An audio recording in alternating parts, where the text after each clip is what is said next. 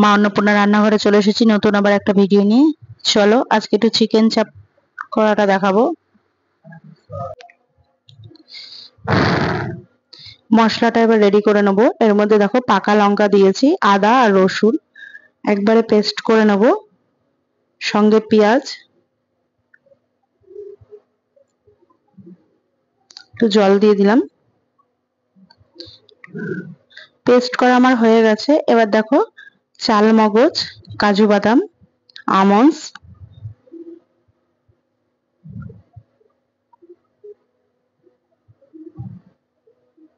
এবার এটা একটু পেস্ট করে নেব। সঙ্গে ওর মধ্যে পোস্তও দিয়েছি।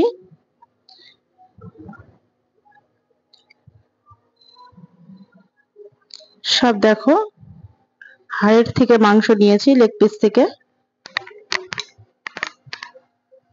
চিকেন চাপের একটু লেগ পিস থেকে মাংসটা নিলে ভালো হয়। আগে যে রসুন পেঁয়াজ আদা লঙ্কার পেস্টটা বানিয়ে রেখেছি সেটা দিয়ে দিলাম, সঙ্গে কাজু পোস্ত চাল মগজ আর আমন্ডসের যে পেস্টটা বানিয়েছি সেটা দিয়ে দিলাম। এবার দিয়ে দিচ্ছি কাশ্মীরি লঙ্কার পেস্ট, দিয়ে দিলাম 1 চামচ, বড় চামচ।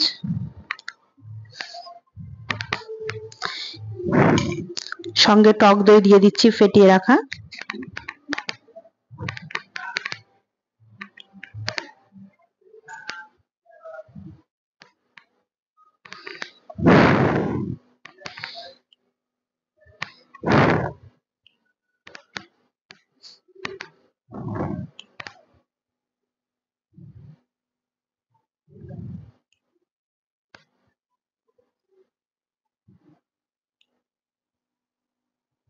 মিঠা আতর দিয়ে দিলাম।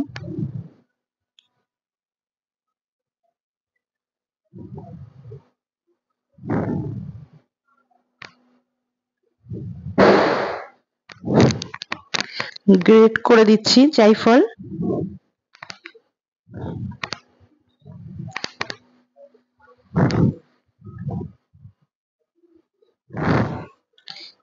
এবার ছাতু,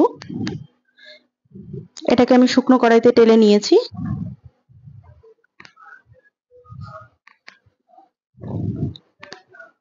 এটা তোমরা না টেলেও দিতে পারো, কিন্তু টেলে দিলে টেস্টটা আরো বেশি হয়। ঠিক আমি যেরকম করে এটার করছি চিকেন চাপে ম্যারিনেশনটা, ঠিক এইভাবে করলে পরে দুর্দান্ত টেস্টের হবে, পুরো রেস্টুরেন্টের মতো লাগবে। এর মধ্যে এবার একটু কালার আসার জন্য আমি কাশ্মীরি লঙ্কাটা দিচ্ছি। এটা কোনো ঝাল হয় না, জাস্ট কালারের জন্য।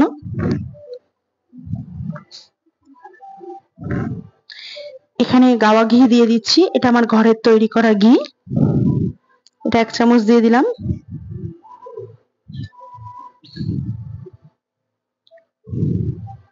এটা দিয়ে আবারও ভালো করে মাখিয়ে নেব। এখানে 1 কেজি চিকেন আছে, 1 কেজি চিকেনে যা যা লাগলো সব দিয়ে দিয়েছি। এবার এটা মাখিয়ে আমি রেখে দিচ্ছি 1 ঘন্টা রেস্টে। এর মধ্যে আমি ঘি আর তেল দিয়ে দিয়েছি।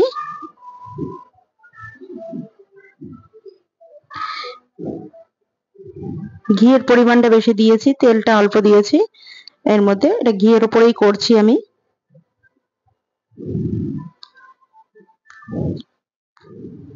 কারণ যেহেতু এটা তেলের মানে এটা আগে একবার করে নিতে হয়, তো সেই জন্য আমি ঘিটাকে আজকে বেশি দিয়েছি, ঘিটাই বেশিরভাগ করেছি। আর তেলটা জাস্ট 2 চামচ।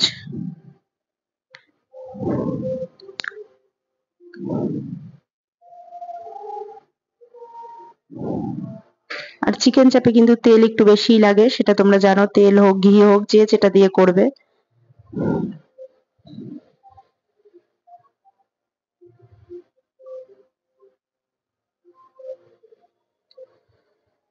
ভালো করে গরম হয়ে গেছে দেখতে পাচ্ছ। এবার এর মধ্যে দিয়ে দিচ্ছি চিকেন মাখিয়ে রাখা চিকেনটা।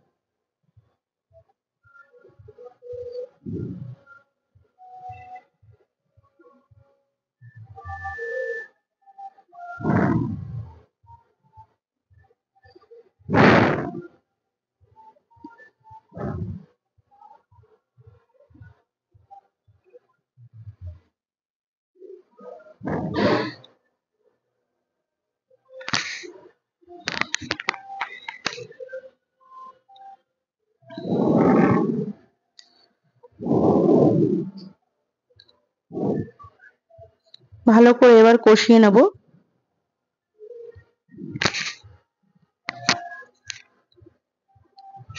কষিয়ে বলতে এটাকে ভাজা করে নিতে হবে ভালো করে।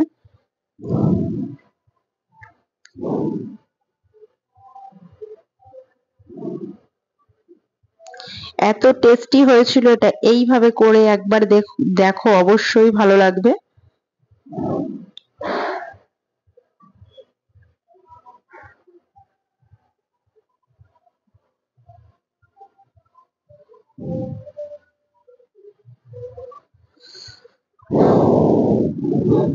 ভাজাটা মোটামুটি আমার হয়ে গেছে, আমি এটা তুলে নিচ্ছি।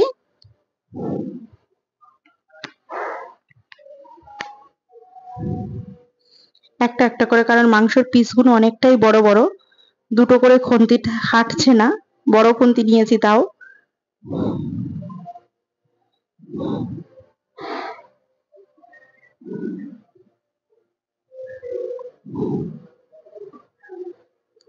এবার এই ঘি আর তেলের ইয়ের মধ্যে আমি জয়ত্রী ফোড়ন দিয়ে দিচ্ছি, এলাচ দিয়ে দিলাম,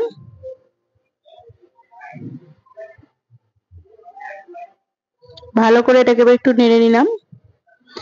যে মাংসর যে মাখানো মশলাটা ছিল সেই মশলাটা দিয়ে দিলাম, দিয়ে এবার ভালো করে একটু কষিয়ে নিচ্ছি।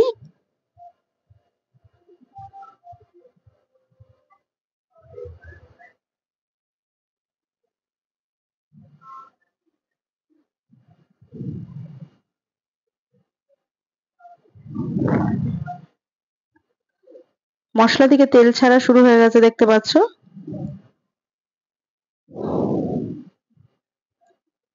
ভালো করে এবার মশলাটা কষিয়ে নিয়ে এবার জল দিয়ে দেবো এর মধ্যে। আমি মশলার বাটির মধ্যে গরম জল একটু মিশিয়ে রেখেছিলাম, এটা গরম জল আমি ব্যবহার করলাম, কারণ এর টেস্টটা জানি আরো দুর্দান্ত আসে, সেই কারণে।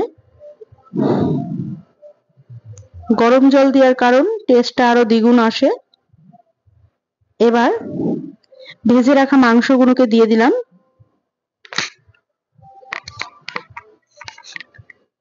ওই ঝোলটার মধ্যে। এবার এটাকে হতে দেব।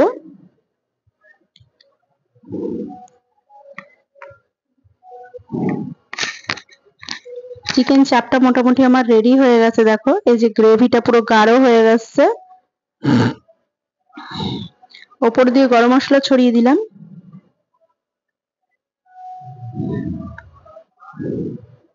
এখন আর ঘিটা দিলাম না, কারণ ঘিটা দিয়ে যেহেতু রান্না করেছি। আমার চিকেন চাপ কিন্তু কমপ্লিট। টাটা।